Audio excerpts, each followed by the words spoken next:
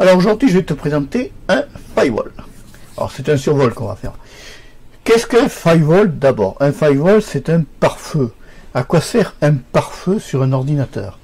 Dans une maison, nous avons des portes et des fenêtres qui ont pour objectif de bloquer l'intérieur de notre maison avec le monde extérieur. Le pare-feu sur un ordinateur, c'est un peu pareil. C'est la porte. C'est la porte que tu ouvres ou que tu fermes dans ton ordinateur. C'est intéressant et c'est important d'avoir toujours un pare-feu sur sa machine parce que c'est ce qui va éviter, en principe, dans un pare-feu, quand on le paramètre dans la façon suivante, c'est-à-dire qu'on va interdire tout ce qui est entrant vers l'ordinateur et autoriser tout ce qui est sortant. Voilà. C'est-à-dire ça permet de bloquer un certain nombre de pirates, de bloquer un certain nombre d'accès possibles au disque dur venant de l'extérieur. Alors il est évident que sous Linux, notamment la Manjaro Mate, nous avons la possibilité d'avoir des firewalls gratuits, installables, libres.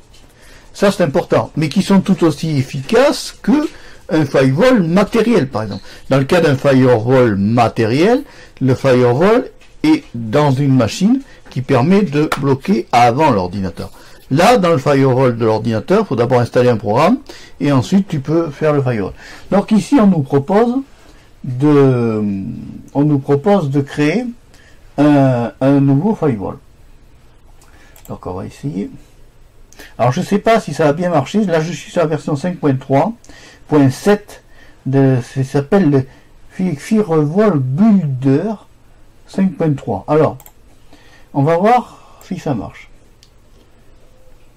Alors, on va laisser réapparaître les petits yeux de notre pingouin, que j'aime beaucoup. Il est mignon, lui. Alors, attends, on va réduire un peu la fenêtre. Non, on peut pas. Bon, donc on va créer un nouveau firewall. On va lui donner un nom.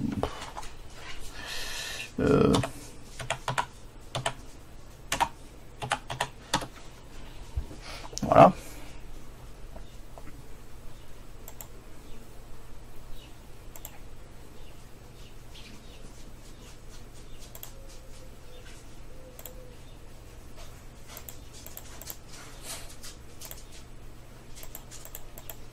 Oui.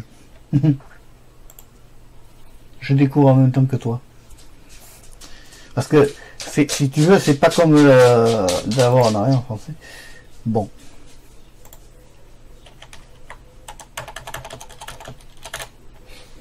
Attends, c'est peut-être pas la bonne méthode.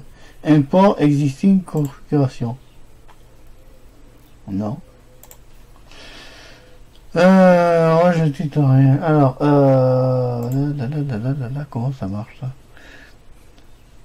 C'est le but de mes vidéos, c'est que je découvre en même temps que toi. Alors, ce qui fait que des fois, ça peut ne pas être bon. Parce que tu sais, je peux pas, si tu veux, je ne peux pas avoir la science infuse en tout. Donc là, j'avoue que je n'ai pas la science infuse. Donc tu sais ce qu'on va faire? On va aller dans Build Helper. Oui, super, il est même pas en France. Alors on va aller voir le site internet.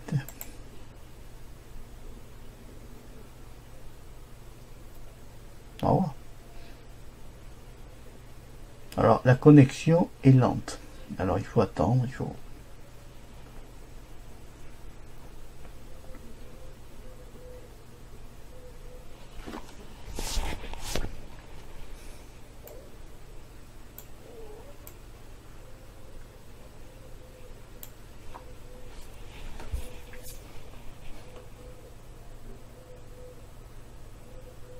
Bon, faut pas être pressé. Mais plus ça va, plus j'ai la connexion lente. Alors, ce qui fait que Internet, ça fera le sujet d'une autre vidéo. Parce que là, on est sur le pare-feu, mais je crois que là, on n'arrive à plus rien obtenir. Il y a dû y avoir un problème. Bon, ça sature. Bon. Et ben voilà. Ça va s'appeler bêtisier. Ça fera un bêtisier de plus. Tu vois, des fois, tu pars dans des... Tu vois, des fois, on part dans des dans des trucs, on dit tiens, ça va être intéressant à présenter. Et puis des fois, en fin de compte, on se rend compte que ça marche pas toujours comme on veut. Et que quand ça veut pas... Tiens, c'est rigolo ça, tu vois, Jet. Comment j'ai fait ça? J'ai fait ça, tu vois. Tu as cette présentation, tu as cette vue-là, ou tu as cette vue-là. Là, c'est l'art d'essayer de redresser les naufrages. Ici, pour édition, par qu'édite c'est édition, tu peux tout effacer. Tu vois.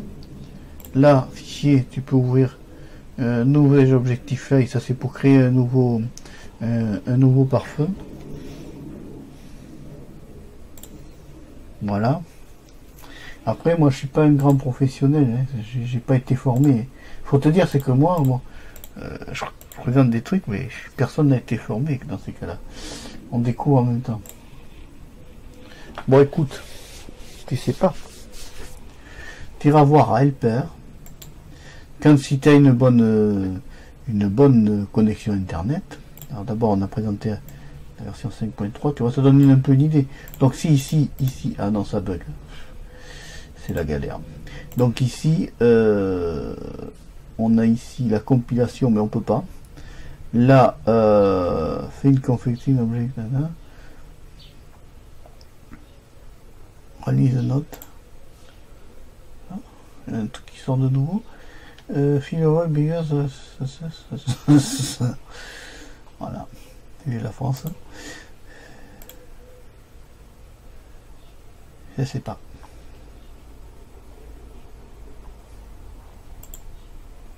Alors tu vois un débutant, mais si on se met dans la place d'un débutant qui ne connaît pas, comme moi, qui arrive sur un produit comme ça, qui est censé protéger son ordinateur, et que tout d'un coup, le gars, comme moi, découvre qu'il s'en sort pas. Comment tu crois que ça va finir? Ça va finir par une désinstallation pure et dure du logiciel, et puis voilà. Et puis j'en prendrai un autre. Parce que tu vois, il aurait dû prévoir déjà à l'origine que ça soit déjà en plusieurs langues, multilangues. Déjà, dans notre langue d'origine, à nous, français pur, tu l'as nulle part. On te propose nulle part déjà de changer la langue. Tu es obligé de te manger leur anglais à la gomme. Alors déjà, ça, tu vois, c'est pas bon. Si on est à l'ère de l'international, donc déjà, il faudrait que le logiciel déjà soit prévu pour être en français, en anglais, en italien, en toutes les langues. Tu comprends? Et là, on peut pas travailler dans des conditions comme ça. Parce qu'on peut pas travailler dans une situation... Quand on est dans un pays, il faut que tout soit traduit pour tout le pays. Et tu vois, c'est là qu'on voit aussi que les traducteurs, dans certains cas, les traducteurs des ordinateurs, c'est-à-dire des systèmes d'exploitation, ont des défaillances. Bah, en fait, toujours est-il qu'il est certainement très bien, hein, mais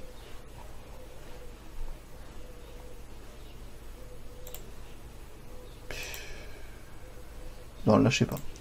Bon, c'est pas grave. C'est pas la peine de me... Là, je suis déçu.